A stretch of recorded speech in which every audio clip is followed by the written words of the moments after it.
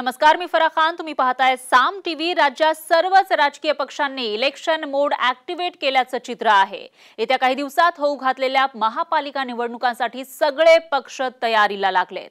विशेष म्हणजे सर्वजण या निवडणुकांमध्ये स्वबळाची ताकद आजमावण्याच्या तयारीत आहेत.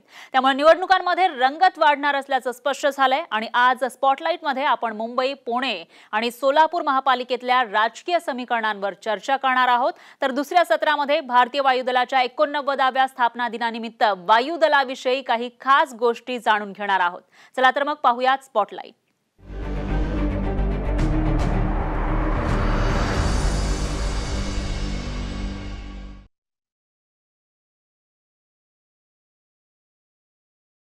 राज्यात कोरोनामुळे खोळंबलेल्या महापालिका निवडणुकांचं बिगुल लवकरच वाजण्याची शक्यता आहे. त्यामुळे सर्वच राजकीय पक्ष निवडणुकांच्या तयारीला लागलेत.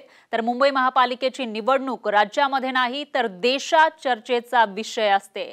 महापालिका निवडणुकीसाठी मुंबईमध्ये राजकीय तापमान वाढताना दिसतंय. त्यामध्ये प्रत्येक पक्षाच्या स्वबळाच्या नाऱ्यानं निवडणुकीत रंगत येणार असल्याचं दिसतंय. पाहूया त्यावरचा हा स्पेशल रिपोर्ट. महापालिका निवडणुकीत सगळे स्वबळावर. शिवसेनेपुढे सत्ता टिकवण्याचं आव्हान. जातीय आणि प्रांतिक समीकरण ठरणार निर्णायक. मुंबई महापालिकेच्या आगामी निवडणुकांसाठी सर्वच राजकीय पक्षांनी मोठ बांधण्यास सुरुवात केली आहे. राजकीय पक्षाच्या मोर्चे बांधणीला सुरुवात झाली असताना या निवडणुकांमध्ये युती किंवा आघाडी होणार का असे प्रश्न विचारले जात होते. पण 2017च्या निवडणुकांप्रमाणेच येणाऱ्या निवडणुका देखील प्रत्येक पक्ष स्वबळावर लढवणार असल्याचं हळूहळू स्पष्ट होतंय. त्या दिशेनं पावलं उचलण्यास या पक्षांनी सुरुवात केली आहे. 2017च्या निवडणुकीत प्रत्येक पक्षानं युती न करता आपापली ताकद आजमावून पाहिली होती. त्यात मिळालेलं यश भाजपला उभारी देणारं होतं.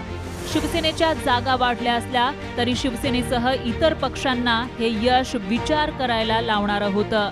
या निवडणुकीतल्या पक्षीय बलाबलावर एक नजर टाकूयात. शिवसेनेकडे 93 जागा आहेत. भाजपला 82 जागा मिळाल्या होत्या. काँग्रेसकडे 31 जागा आहेत. राष्ट्रवादी काँग्रेसकडे 9 जागा आहेत. मनसेला 1 जागा आहे. समाजवादी पक्ष 6 जागांवर आहे. MIM कडे 2 जागा आहेत.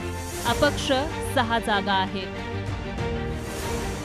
2019 नंतर राज्यातलं राजकारण पूर्णपणे बदललंय.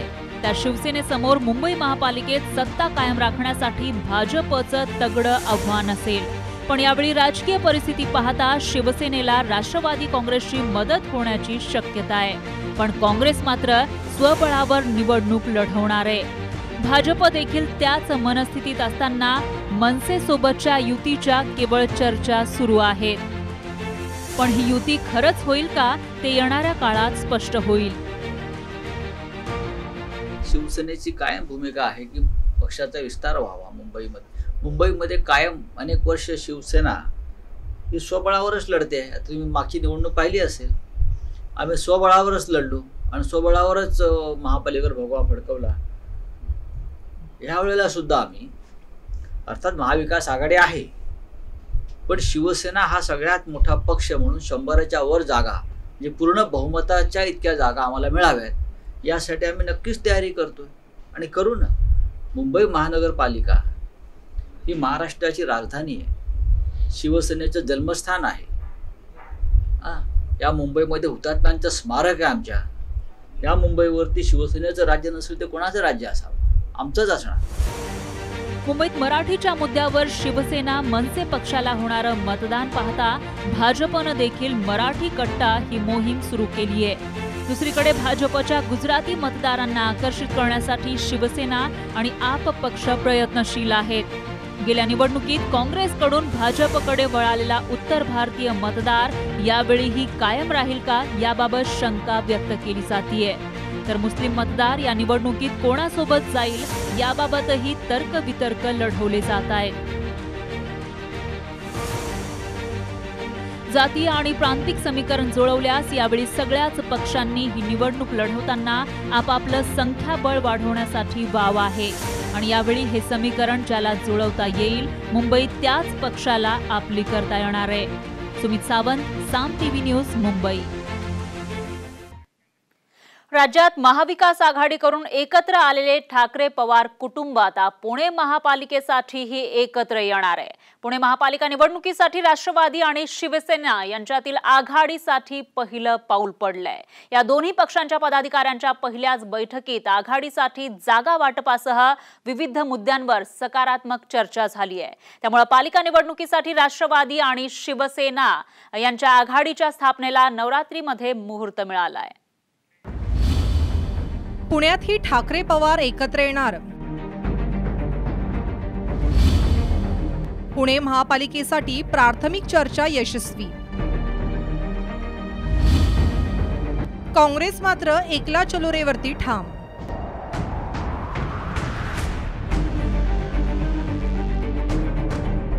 पुणे महापालिकेची निवडणूक जशी जवळ आली आहे तशा पुण्यातील राजकीय हालचालींना वेग यायला सुरुवात झाली आहे। महापालिकेत विरोधी पक्ष असणाऱ्या राष्ट्रवादीने भाजपच्या हातून सत्ता खेचून आणण्यासाठी शिवसेनेशी यशस्वी बोलणी सुरू केली आहे। त्याचा पहिला अंक राष्ट्रवादी सेना शहराध्यक्षांच्या बैठकीनं पार पडलाय। शिवसेना या ठिकाणी आमचा मित्रपक्ष आहे। शिवसेनेचे मुख्यमंत्री आदरणीय उद्धवजी ठाकरे आहेत। या शहरामध्ये एकूणच भाजपने जो चुकीचा कारभार केलेला आहे त्या संदर्भामध्ये सभागृहाच्या बाहेर आम्ही एकमताने लढतोय आणि त्याच्यामुळे शिवसेनेबरोबर अशा प्रकारची एक प्राथमिक औपचारिक बोलणी झाली हे नक्की आहे। पण एकूणच येणाऱ्या काळामध्ये काँग्रेसबरोबर पण ती होईल आणि कदाचित येणाऱ्या महापालिका निवडणुकीमध्ये आघाडी म्हणून कसं जायचं त्याचा निर्णय आमचे पक्षश्रेष्ठ नक्की घेतील। तर कुठलीही आघाडी होताना जे विद्यमान लोकप्रतिनिधी ज्या पक्षाचे असतात त्यांना ती जागा सोडण्याचा हा नियमच आहे आणि ते सोडलेच जावेत असा हा प्रत्येकाचा आग्रह असतोच। हा विषय प्रत्येक पक्षाचा होतो आणि तो करणं संयुक्तिक आहे।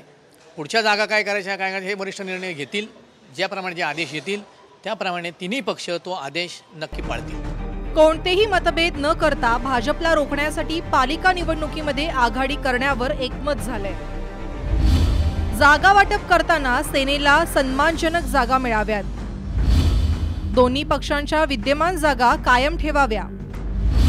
गेल्या निवडणुकीमध्ये दुसऱ्या क्रमांकावरती ज्या पक्षाचा उमेदवार होता ती जागा त्या पक्षाला सोडावी।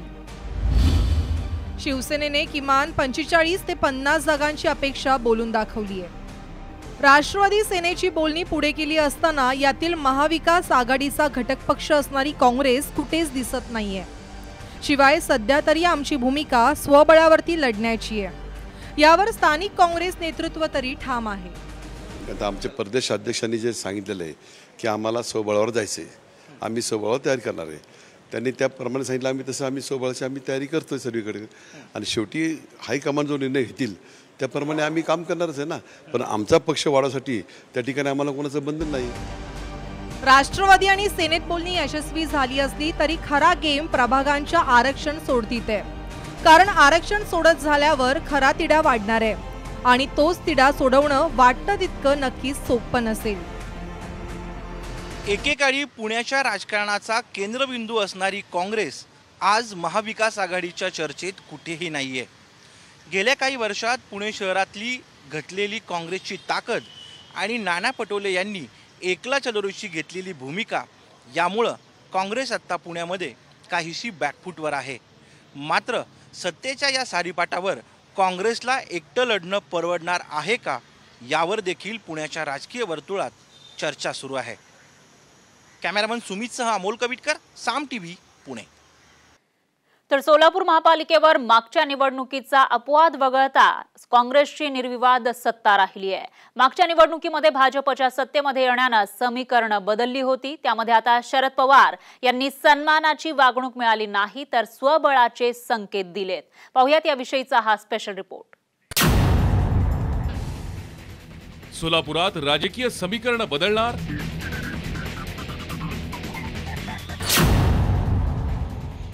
शरद पवारांकडून अप्रत्यक्ष स्वबळाचा नारा,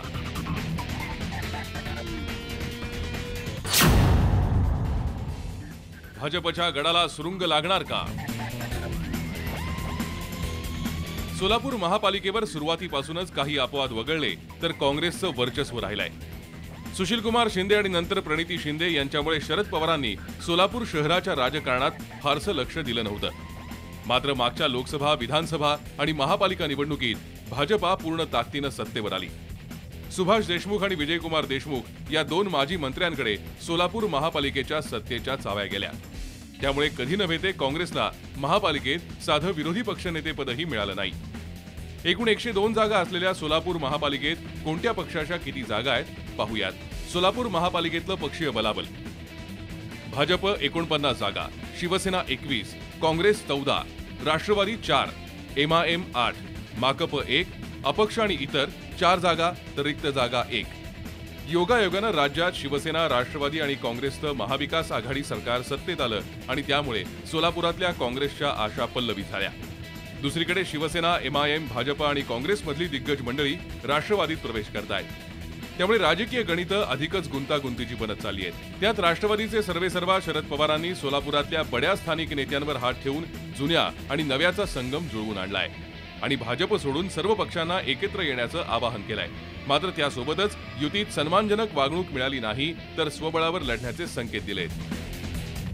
भाजप सोडून इतर पक्षांशी आपल्याला एकजूट करता आली तर ती एकजूट करण्याचा आपला प्रयत्न राहील. ती एकजूट झाली तर आपण एकत्र निवडणुकीला सामोरं जाऊ. पण ती एकजूट ही सन्मानाने झाली पाहिजे. राष्ट्रवादीच्या कार्यकर्त्याचा सन्मान झाला पाहिजे.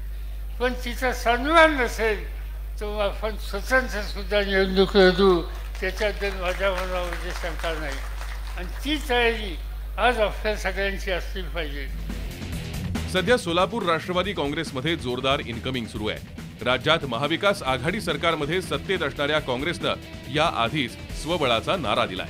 त्यामुळे सोलापूर महापालिकेत खरंच राष्ट्रवादी एकट्या जीवावर लढून सत्ता काबीज करते, आघाडी करते की मोक्याच्या क्षणी आणखी काही नवी समीकरणं जुळून येतात हे येत्या काही दिवसात स्पष्ट होईल.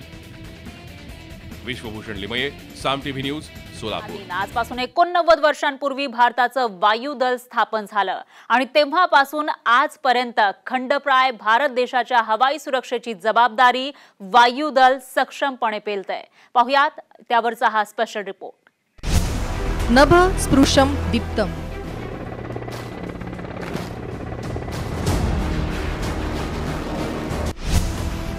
आकाशाला भेदणारं भारतीय वायुदल.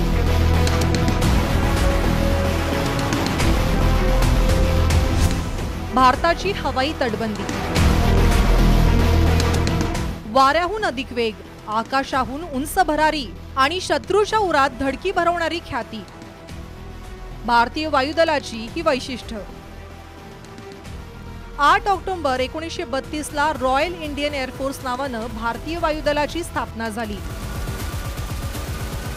आणि तेव्हापासून आतापर्यंत सलग 89 वर्ष वायुदल भारत देशाच्या सेवेत आहे. या 9 दशकांमध्ये हवाई दलात आमूलाग्र बदल झाले. 1933 मध्ये 6 ऑफिसर्स आणि 19 हवाई सैनिकांपासून सुरू झालेलं भारतीय हवाई दल हे आज जगातलं 4थं सर्वात शक्तिशाली दल आहे. या वर्षांमध्ये युद्ध आणि शांततापूर्ण परिस्थितीमध्ये हवाई दलाची कामगिरी महत्त्वपूर्ण राहिलेली आहे. या काळात हवाई दलाने वेळोवेळी आपली क्षमता आणि ताकद सिद्ध केली आहे. दुसऱ्या महायुद्धाच्या काळामध्ये भारताची हवाई भूमिका महत्त्वाची राहिली होती. 1947 ला हवाई दलाचा वापर मर्यादित स्वरूपाचा राहिला.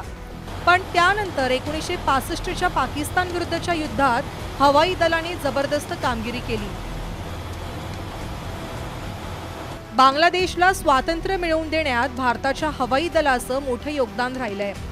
1971-72च्या युद्धात हवाई दलाची कामगिरी सुवर्णाक्षरात लिहिण्यासारखी होती.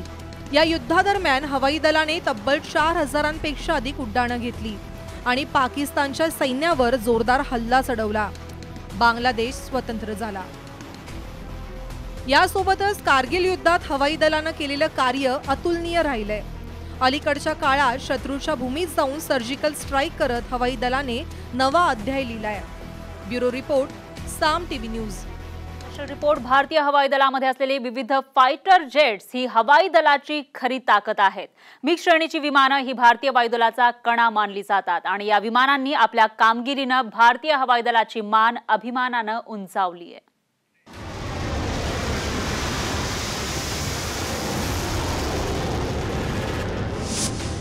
मिग फायटर जेट भारतीय हवाई दलाचा कणा.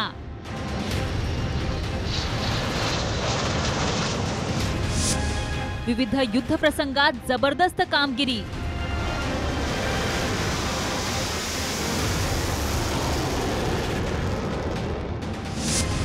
पाकिस्तानचं F-16 पाडणारं भारतीय मिग.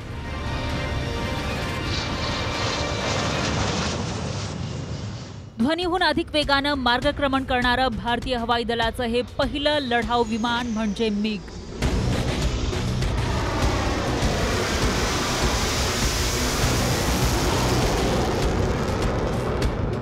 अपघातांमुळे वादग्रस्त ठरलेल्या MiG-21नं अनेक सुमार प्रसंगात चमकदार कामगिरी केली आहे. अगदी शेवटच्या कारगिल युद्धातही MiG-21 सक्रिय होतं. या विमानांमुळेच लढाऊ विमानं बांधणीसाठी भारतात पायाभूत व्यवस्था उभारणीस चालना मिळाली.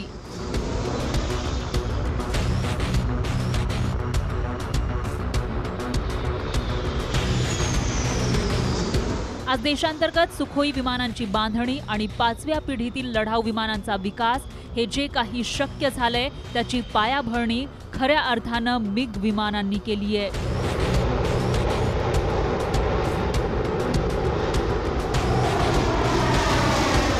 आज भारतीय हवाई दलाकडे राफेल, सुखोई, मिराज, जॅग्वार अशी लढाऊ विमानांची फौज आहे. पण असं असलं तरी एक असा काळ होता की वायुदलाची संपूर्ण भिस्त फक्त आणि फक्त MiG-21 वरच होती. यावेळी मिग विमानं ही पाश्चिमात्य देशांसाठी आकर्षणाचा केंद्रबिंदू होती. कोणत्याही लढाऊ विमानाचं सर्वसाधारणपणे 5 ते 6 हजार उड्डाण तास आयुर्मान मानलं जातं. त्यानंतर त्याची दुरुस्ती प्रक्रिया करावी लागते.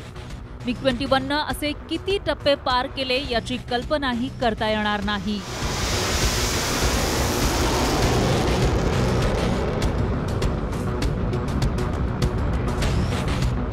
2019च्या फेब्रुवारी महिन्यात भारत आणि पाकिस्तान दरम्यान हवाई चकमक उडाली. भारताच्या MiG-21 बायसन आणि मिराज 2000 विमानांनी पाकिस्तानच्या F-16 विमानांना पिटाळून लावलं. यावेळी भारतीय पायलट अभिनंदन यांनी मिग बायसन विमानानं पाकिस्तानचं F-16 विमान पाडलं होतं. हा वार पाकिस्तानच्या चांगलाच जिव्हारी लागला होता. ब्युरो रिपोर्ट, साम टीव्ही न्यूज.